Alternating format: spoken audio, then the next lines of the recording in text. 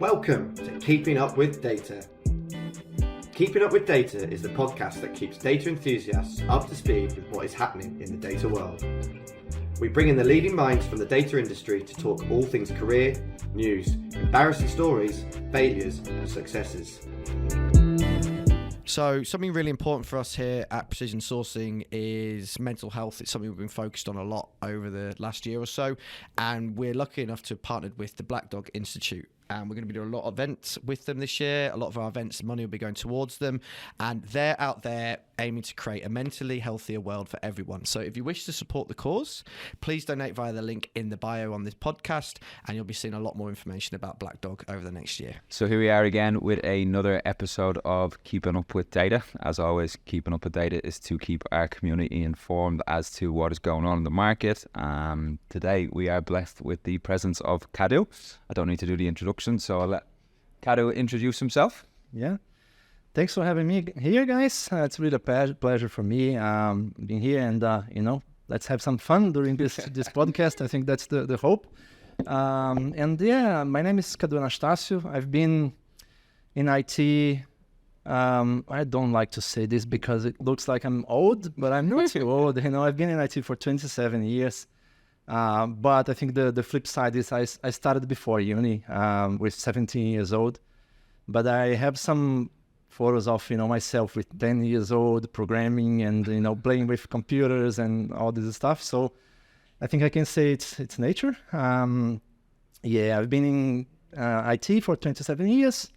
More recently, the last 18 years, not too recent, but 18 years working with data solutions, some sort of data solutions. I think at the beginning, it was pretty simple, not like today. We used to have, applications and databases, and that's it, nothing else. So I started with, database development, supporting application development, and I started jumping through data because I got passionate about data and, BI. I'm a Microsoft guy, so I started, exploring the SQL Server surroundings, tools like analysis services, integration services, reporting services, in this BI world. In the last 8 years, I've been into more modern data stack, cloud type of stack. And now all this, AI conversations, we are looking to how can we bring AI to the data platform, integrate AI tools. And on the machine learning side, I know there's someone here very into machine learning. We've been talking about mainly not developing models. I will explain about this in Finity and how we do machine learning, but essentially, the machine learning engineers, the data scientists, are not part of the technical team. They are actuaries specialized in machine learning. So our responsibility as data team is to provide the platform. So it's mainly the ML ops side of things. So this is another thing we are, exploring and POCing to bring to the company. There's a lot of talk about the AI at the moment. Nearly every second business that we're speaking to at the minute is AI. So we'll definitely unpack a little bit around the AI. I suppose one of the main things that we were keen to get around today was talking about your journey to Australia. Because when we had met a couple of weeks back for a coffee, I was astounded, to say the least, about the fact you'd know English coming into Australia. You ran a business in Brazil and then decided to pack everything up, and here you are in Australia. So I suppose for the listeners out there, it would be good to understand your journey, challenges, and the trip to Australia, and how you're now head of engineering at Finity from coming over with not much to go from. Big change, isn't it? Yeah, for sure. Yeah, it's a bit of story. I mean, migrating is not easy. I think many of us know this. And I was in Brazil like 6 years ago when I kind of moved to Australia. The decision was made 7 years ago. My wife and myself, we were in a situation where, we were running our own company. Doing great. It's still a small company, 15 people, but, doing great. Contracts, signed off. Any new opportunity would be a growth. So the company was in pretty good shape. Was it a tech company, or what was the type? Yeah, we used to sell data solutions and software development, custom software development. So yeah. consulting almost in a sense. Yeah, professional services and this kind of things. We used to do more internal work, like get requirements from clients and do the internal work and deliver. So I was the one, getting requirements, formulating and planning the solution and making sure we deliver what was agreed and expected. So yeah, at the time when my wife and myself, we were talking about life and, we said, let's start having kids. And Brazil wasn't in a good situation. I think maybe it's even worse right now. And we said, yeah, let's do it in a better place. It was a hard decision because, we were doing great, in a good position, good situation, company going well. But family, was more important. So we decided to move. Actually, we decided to do it in a better place, but still didn't know where we should go to. So we started, researching Canada, Ireland. Shout out to all the Irish listeners. And What about New Zealand? New Zealand, no, it wasn't one of our options at the time. But we didn't know New Zealand so well. Maybe it could be an option. I think nowadays I would consider New Zealand. But yeah, we did a bit of research. YouTube was our, evenings all the time, watching videos about all these countries and how people, used to, especially Brazilians, moving to these countries, how they did all these things on journeys. And we decided in Australia. I think the main reasons were work-life balance, climate, the weather is quite similar to Brazil. We have, Brazil is quite different. We have 2 seasons, hot and hell hot. That's it. Especially in the city I used to live, it's a lot hot. 40 degrees, it's like standard. Which city were you in? The name is called Ribeirão Preto. Translating, it's small black river. It's a lot hot there. I can handle that. I struggle on 40 degrees in Sydney. So. Yeah. Our winters used to be like 15 degrees. Was the minimum. In the winter. Yeah.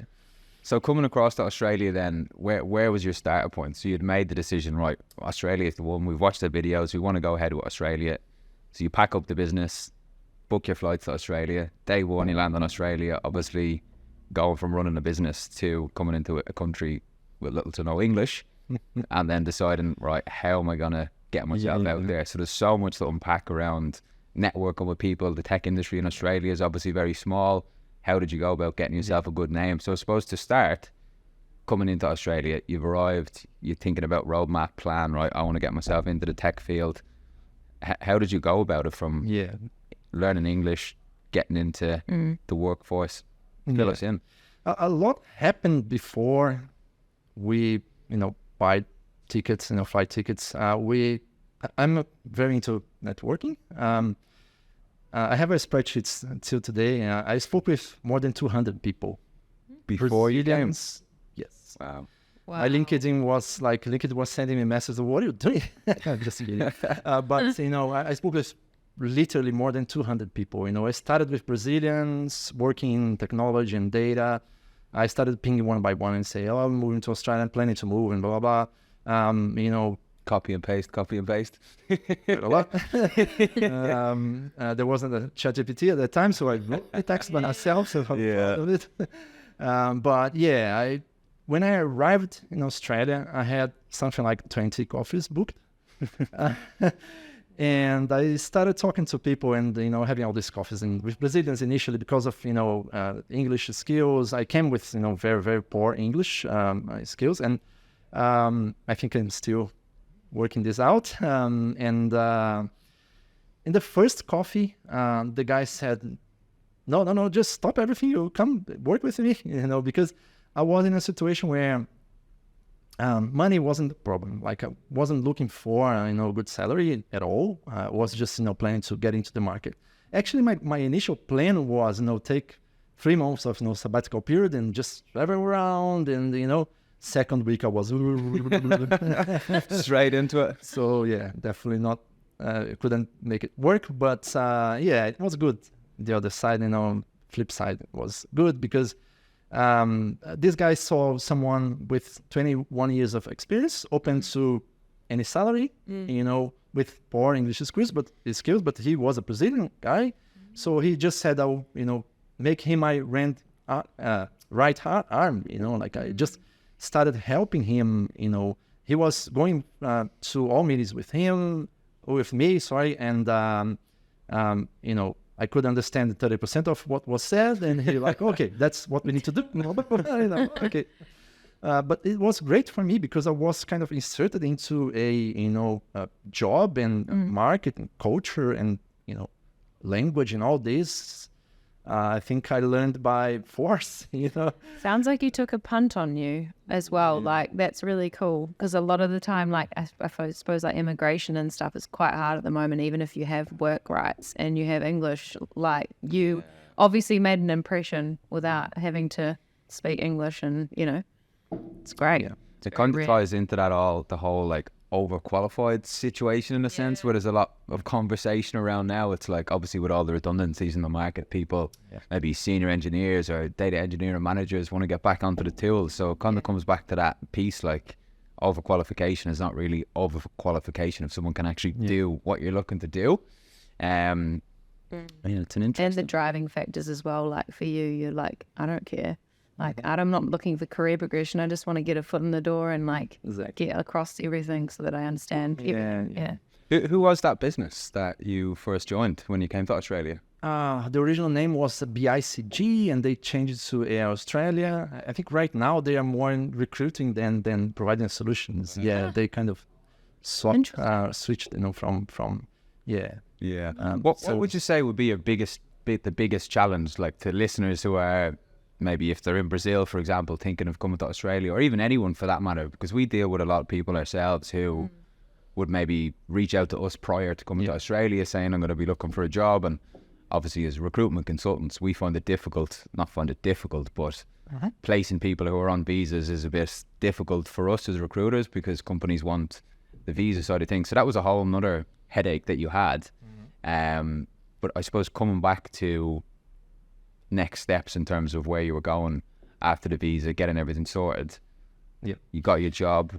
How did you navigate around the market to say, right, I've joined the role where maybe I'm not at the pinnacle of my career when maybe you felt that way in Brazil, for example, having a business.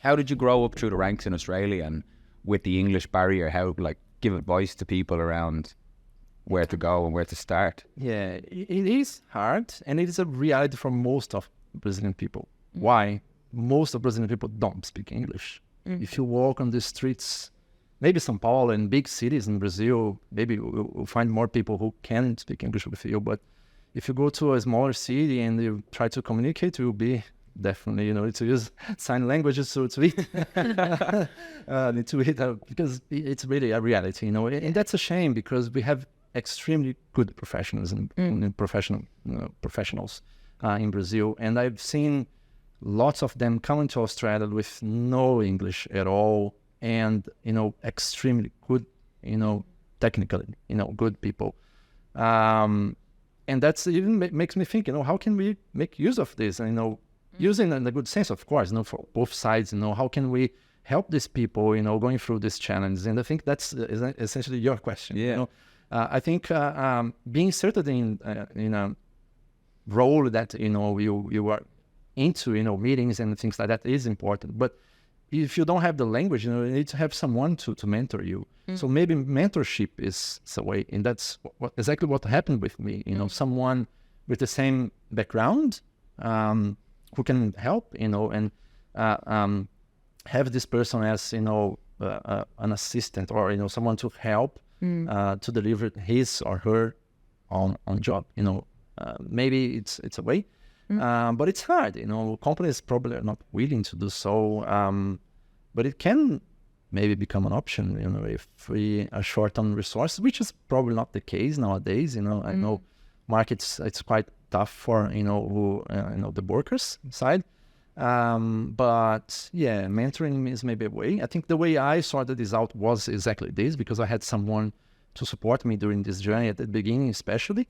And when I felt more comfortable with the language, I think I started, doing everything by myself. I jumped, to another client where this guy wasn't, there, and I just did the job, Yeah. You were also proactive. Like, how many meetings did you say? 20 coffee meetings as soon as you landed. Like, you've got to do that, especially like in a market like this where it is highly competitive, especially now, but even more so than maybe as well for you. Like, people don't use that tool as much. So yeah, it's pretty big. So I take it your 20 meetings, you had your first one, you got your job, and then no more meetings. We've got a falling sign on the back here.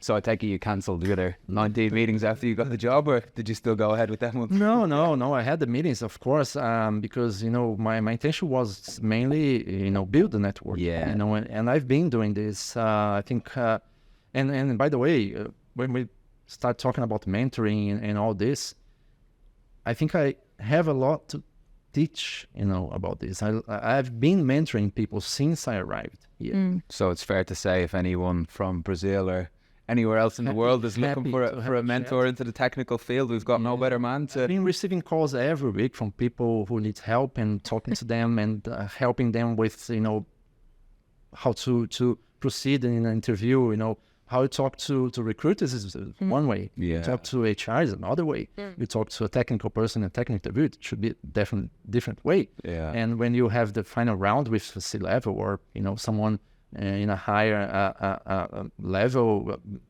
it's important, you tick the boxes, like what HR or you guys want to hear is maybe technical stack, what kind of experience, what are the wins, achievements, maybe someone on the technical side, we need to explore a little bit deeper, the technology and how deep you know that technology. And maybe team management is something, the person can ask more questions on the technical side, or maybe go through all the things, technical and non-technical. And in the non-technical space, there's a lot. That mentorship piece is definitely becoming a lot more out there at the moment, isn't it? Where everyone is, not everybody, but people looking to unlock their true potential, shall we say, is speaking to people who can help and advise. So I think it's very self-fulfilling as well at the same time to say, like, I've helped this guy, someone's coming to me, knowing that I can help them and actually giving them back knowledge that could potentially make or break their career in Australia. I suppose dabbling into the tech side of things, so Finity Consulting, you're head of engineering in there. You do a lot of internal solutions. Fill us in on what's going on and AI and the whole talks. Give us an overview as to what you guys are up to in there at the moment. Yeah, Finity, let me first explain about the company. Finity is an actuarial consultancy, so it's not technical consultancy at all. So for the first time, actually it is second time, but I say first time because the first one was a pretty short period of time.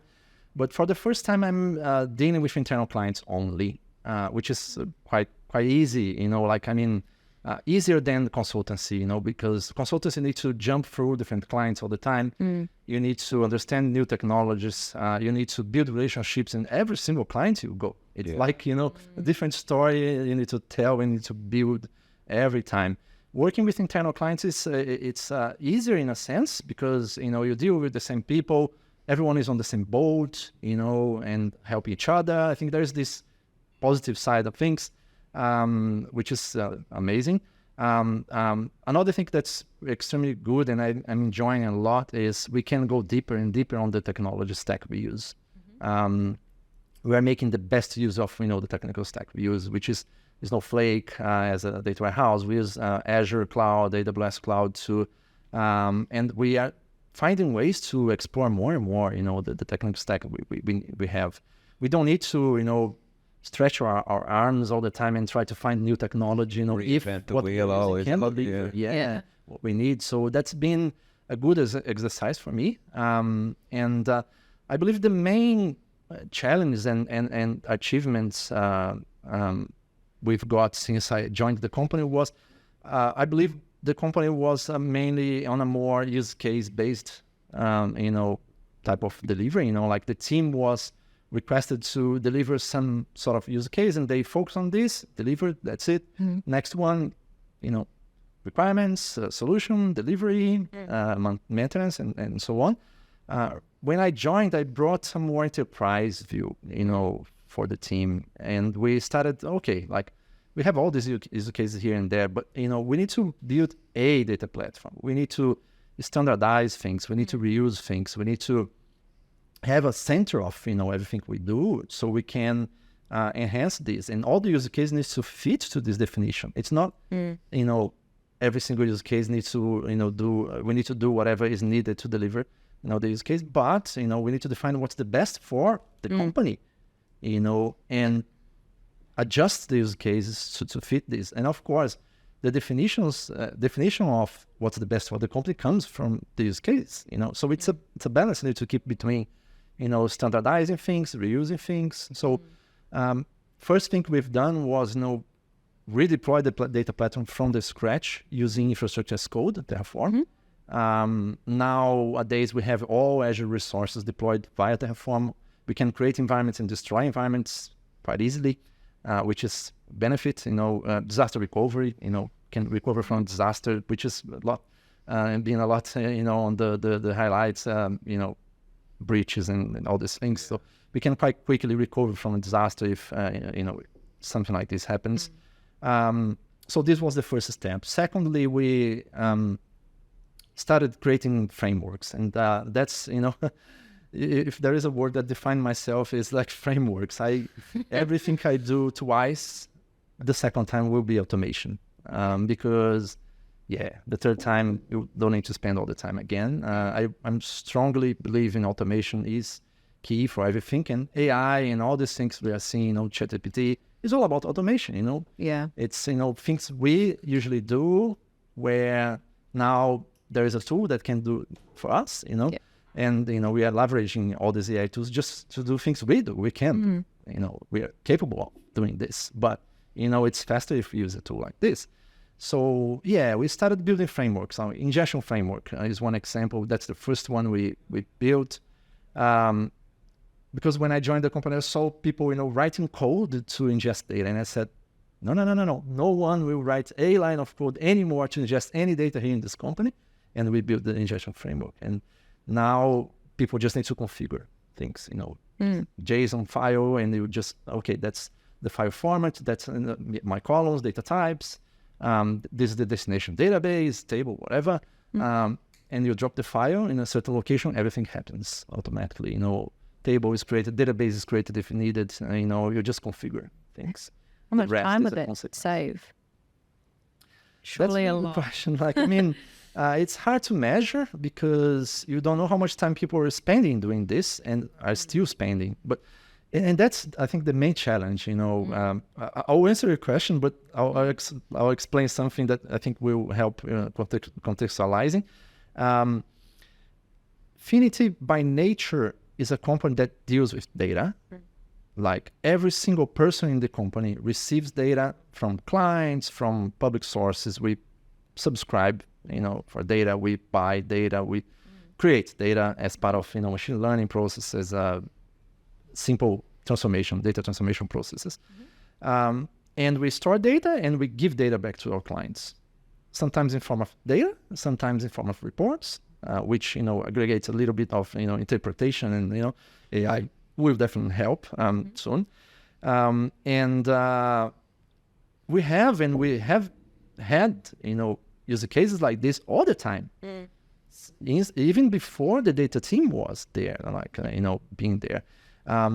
So the data team has 3.5 years only. I joined 1 year and 4 months ago. Yeah. So imagine how many use cases, are out there, within the company we are not exploring and we didn't bring. So your question, I think it's a lot wide. If you think about the use cases we are saving definitely a lot of money. And it's not only about saving money and time from these people, but standardizing. Every single piece of data we ingest, we have traceability. We know for every single row stored in the data warehouse what was the file, and we have this file stored in a archival storage account, which has the minimum possible cost of storage.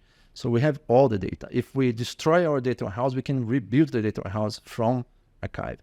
So all these things are benefits we get out of the ingestion framework. And this is one framework we built.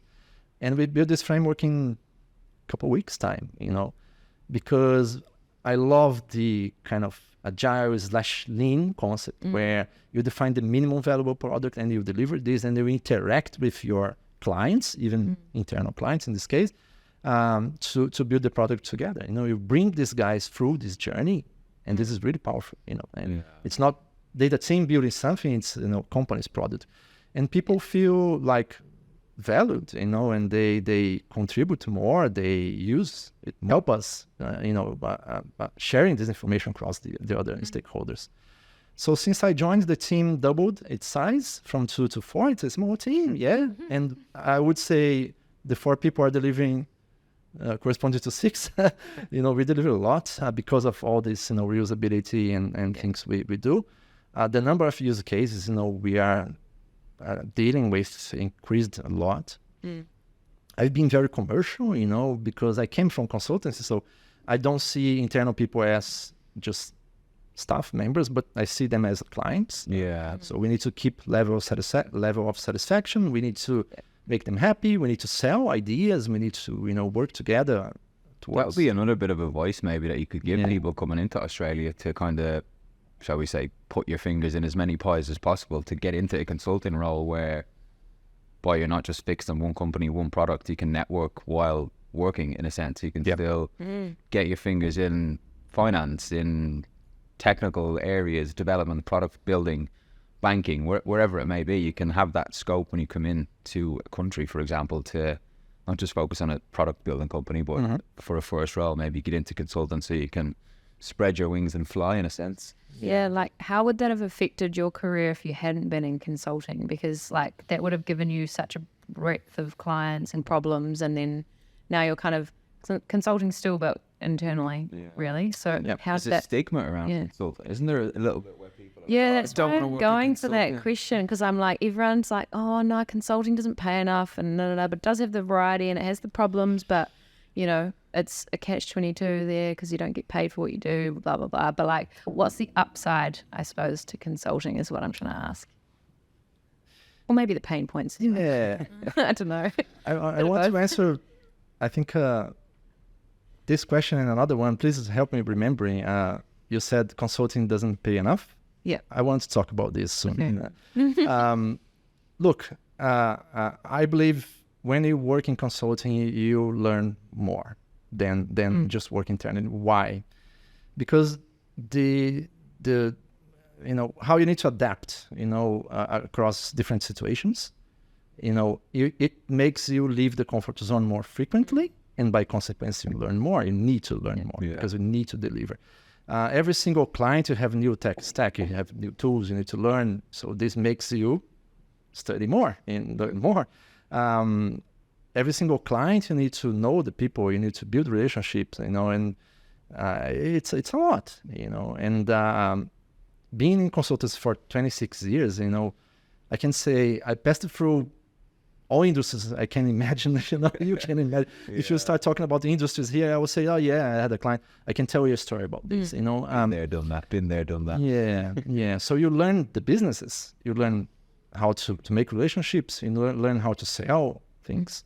One example is one of my clients in the financial space.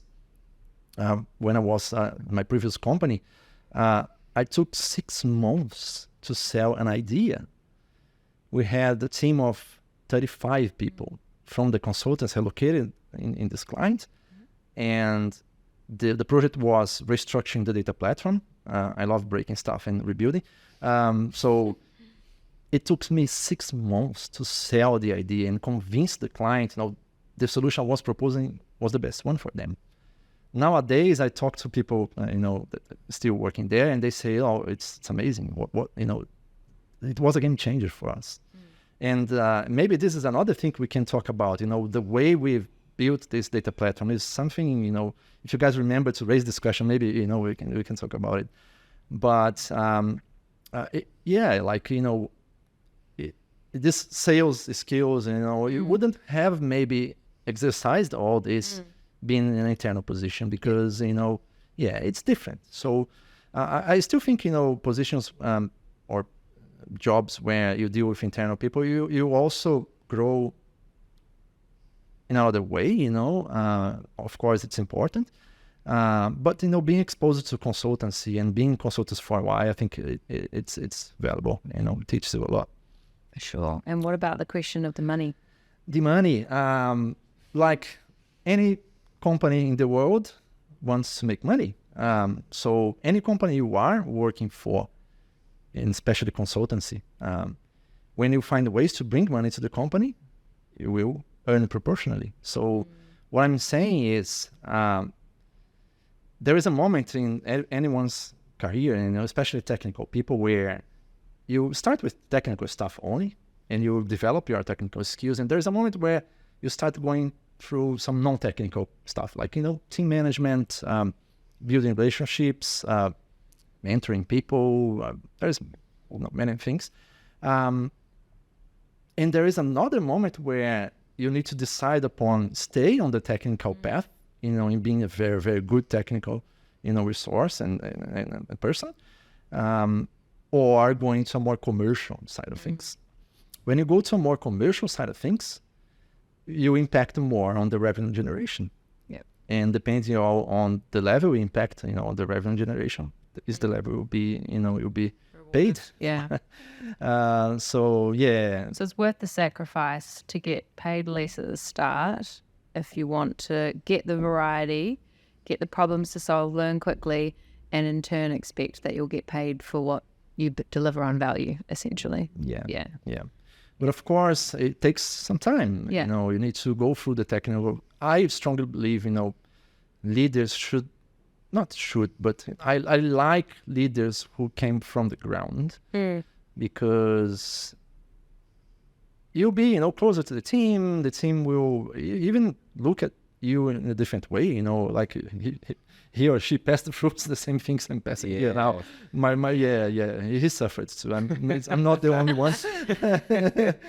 But I think it's important, and this non-technical still start emerging, and you need to learn this. And the commercial side of things is something where the money sits. Bringing money will make you it's one of those things where you can kind of make it your own in a sense. Obviously you've been hired in for the technical piece and you're able to deliver what is needed, but it's kind of a world is your oyster type thing. If you can bring, like, some technical people, you obviously hear the stereotypes of the software engineers who sit in a dark room and just love the program. That's those guys, and that's what they're good at. But then you've got the other guys who are kind of, as you said, you're at that point where you've got technical, commercial. But if you can amalgamate that into your career before you reach that point and kind of be touching in on the sales element too, your consultant aspect as well, it can definitely open a whole new kind of worms to be able to bring in business for a consultancy while you're maybe a junior, mid, or even senior. Is definitely going to add substance to what you're able to do. Also, I feel like putting yourself out there and pushing your comfort zone is what you've touched on as a theme a lot in this, because of your journey, but also in consulting. And I feel like that requires you to do that a lot in consulting, right? Like build relationships. People don't know who you are until you try and meet them and all that kind of stuff. So that's I feel like quite an underrated skill, and maybe one that people don't like, so they use it as an excuse. Personal brand, I think it's key. Yeah, key for this. If I can give a piece of advice for who is listening to this podcast is, build your personal brand. There are many techniques you can use. ChatGPT will tell you. Don't use ChatGPT for all your LinkedIn posts. For those people who do your ChatGPT LinkedIn posts, it's very evidential. Or at least put your flavor. Throw your flavor. Yeah. Don't purely copy and paste. Type in your context and then maybe a bit of modification. But there's some that are ChatGPT type things. It's quite funny. But you're right. But personal brand is important. How you position yourself. What I'm saying here is something I've been saying my entire life to people I work with, all levels, up and down. I really think junior people, if they want to do so, they are willing to go to this more commercial side, they can start exercising all these skills since the beginning, leadership, building relationships. So I've been, all the time within my teams, kind of calling attention to this, saying, guys, these guys are clients, you can't just, be upset all the time with them. You need to be, make, all the conversations, comfortable to them, they are clients, And I think all this comes to how you position yourself and what you want to be seen by other people, within the company and partners, suppliers, and clients. I get the feeling from the conversations we've had, not just today, but prior to this, that you're, as you mentioned throughout the podcast, people can resonate with someone who's been on the field, who's progressed up. Yep. They can see that you've been through the battles. You understand it from not just, I'm a director, this is what you need to do. It's more, I've been through this, I've seen every industry, I've done this.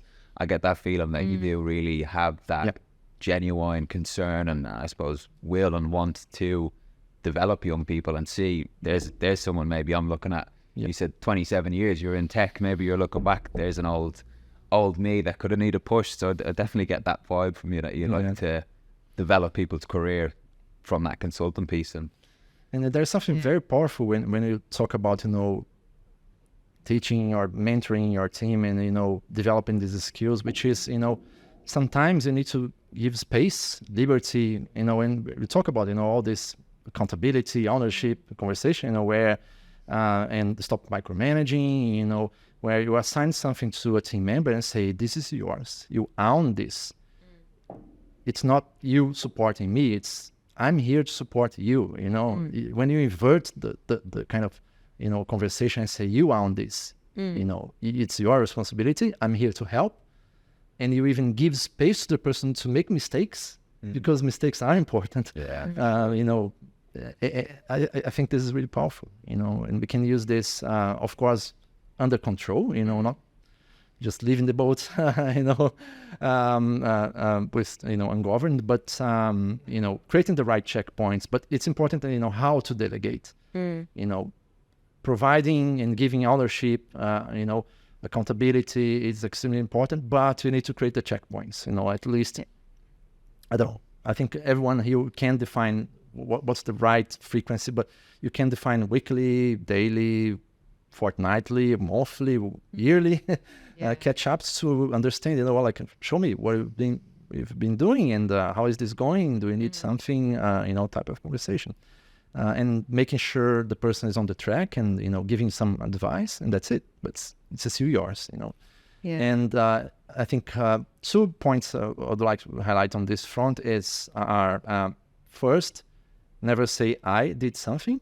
You always need to say we've done this, because even when I'm talking on behalf of the team, the team did a great job. These guys are amazing. It's not me. Yeah. I forgot the second one. It's funny you say that, because we say the opposite when you're interviewing. You should say I, but I know what you mean, because obviously, if you're talking about a collective group, you don't want to just look like that guy that's like, I'm the best in the team, I've delivered this and that. Yeah, the focus is different. But building a team is something, and selling yourself is another thing. Yeah. It creates that togetherness, doesn't it? It's like if I was a developer and I'd create a lovely piece of work, and then my manager saying, oh, I did this. It's like, no, we did this. It creates that sense of belonging to the team as well, which is definitely very important. What about your, while you're thinking of your second point, if you can remember, it might have escaped you now. But what about, I suppose for people who might be listening that are really inspired, which I'm sure they are, and they're like, all right, I wish I could work Finity underneath Kadu. What do you think they would be walking into with you as a leader, and maybe top 3 or 4 things that you stand for when you're leading teams? The why we should work for you piece. Are you talking about, the skills I'm looking for? People are trying to sell myself as a manager? I feel like it's just more of a holistic view from both angles, really. If you as a person, well, obviously being a manager in Finity, but you as a person as well. And then if people are joining your team, what are they going to get from you?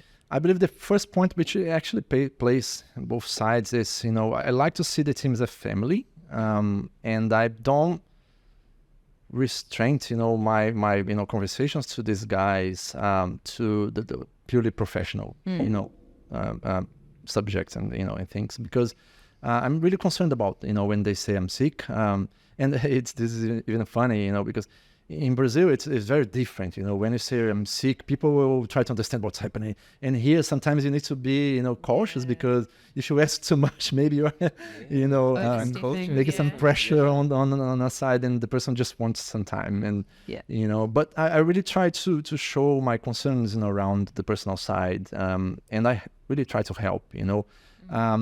Something I really like to do is, invite, the team to beer after work. Sometimes we go for lunch and we just book the rest of the day. I just put in the calendar team building and invite everyone from the team. And That's cool. I block everyone's calendar. Let's have beers. And, if you want to go home 3 p.m., that's okay. If you want to stay to 10 p.m. and talk about life, let's do it. That's cool. Yeah. So I create, this family, atmosphere. I think it's important. Keep in touch. Do one-on-one sessions. Quite frequently. It's important. At the beginning, I usually do weekly, one-on-one sessions to check, posts. And again, these meetings are not supposed to be a work discussion. It's not how is this project going, but how are you feeling? It's when we start talking about, I'm the first one to say, no, this is not a working meeting. It's about you. And every single meeting, I think we kind of force ourselves to share background, both sides, share feedbacks, both sides.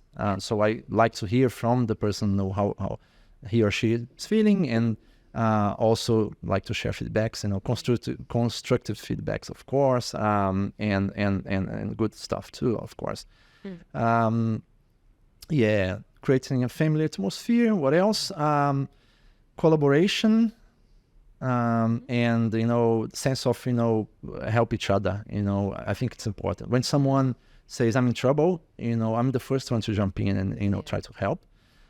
Because I know how it's being in trouble.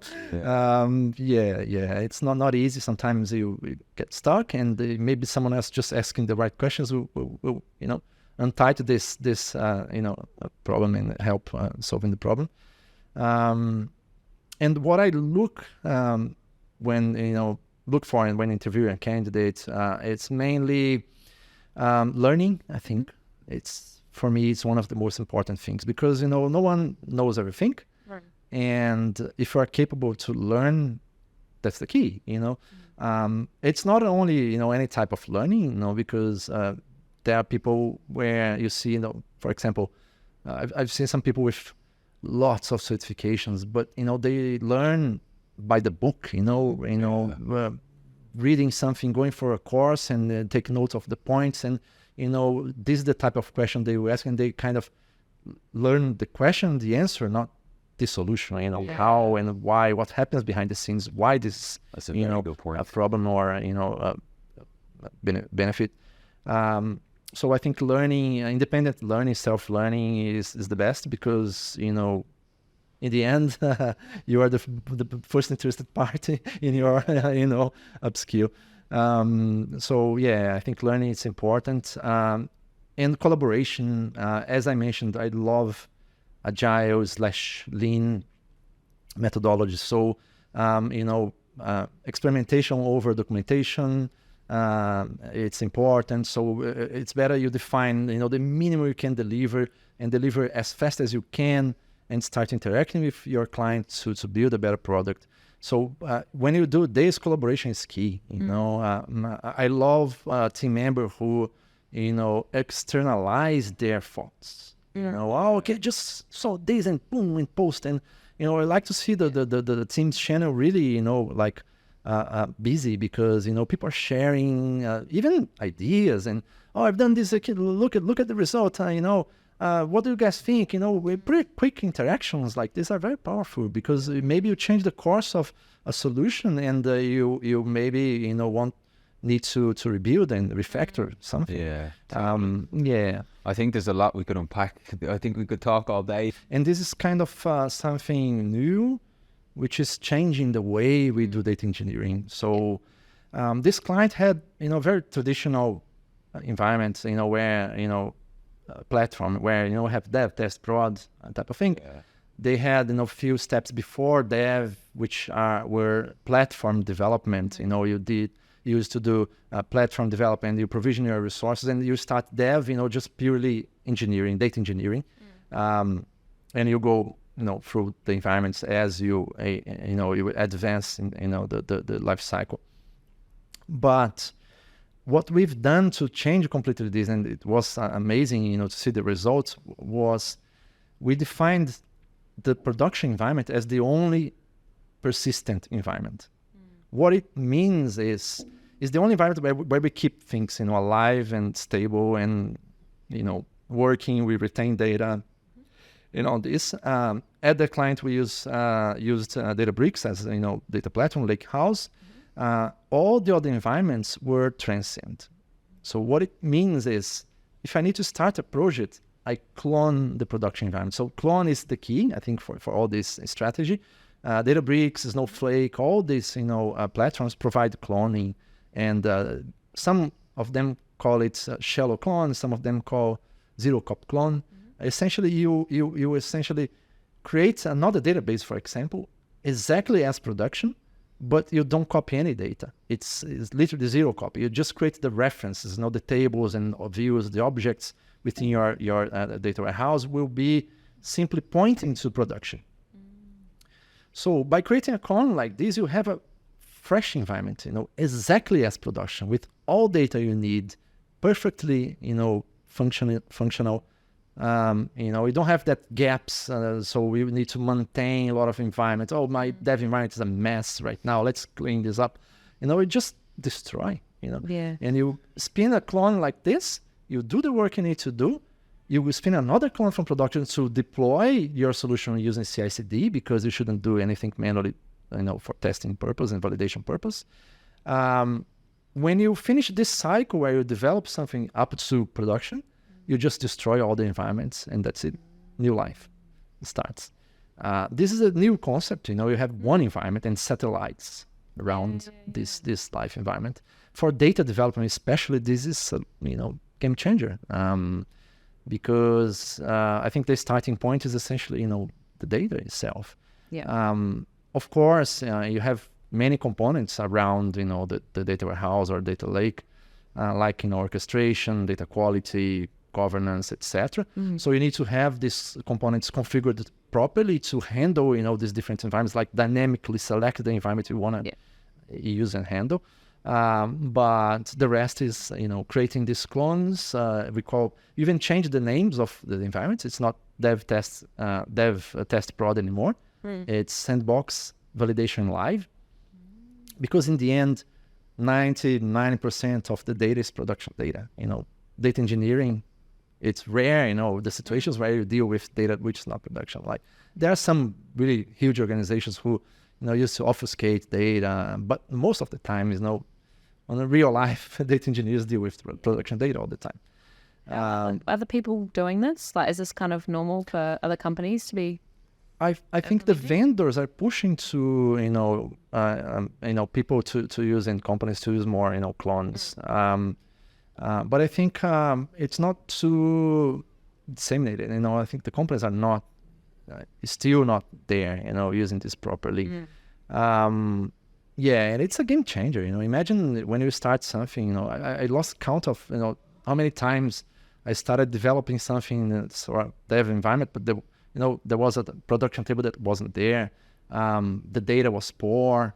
When deploying to validation, the validation environment was totally different, and people were used to test stuff, and everything was failing because, the validation environment or test environment wasn't properly set. So all this is gone, and I'm sure a lot of people, listening to this podcast will say, "Oh, this is literally a dream." Light bulb, yeah. Yeah. That's cool. That's good. I love your descriptions. You give them very good. It's like you paint the picture very well. You give the full circle. Storytelling. Unlike myself. Yeah. Straight up. Direct questioning. Yeah. No, that was that's a good solution, because I'd say so many people do get headaches. It's like, I've built that somewhere. I need to go find it in a file. It's like, clone. I built something perfect. Yeah. Why? What did I say? Why fix what's not broken or something? Yeah. That's it. Git first. All your code will be Git. Environments you create and destroy, and you keep what's important. The production environment. Smart. Okay. Genius. Sounds like a data thing to do. Have backups. Well, I think with that, we've got a wrap. Parting message. Anyone has a So parting thank message? you very much, Kadu, for joining. If you've got a parting message you want to share with the network, or if you've got anything at all, or other than that, we can wrap it up. Yeah. Interestingly, I saw, I think, a video yesterday. Was it yesterday? I don't remember his name exactly, but he's one of the founders of OpenAI. The one who stayed. Greek? No. Is it Greek? No. Craig?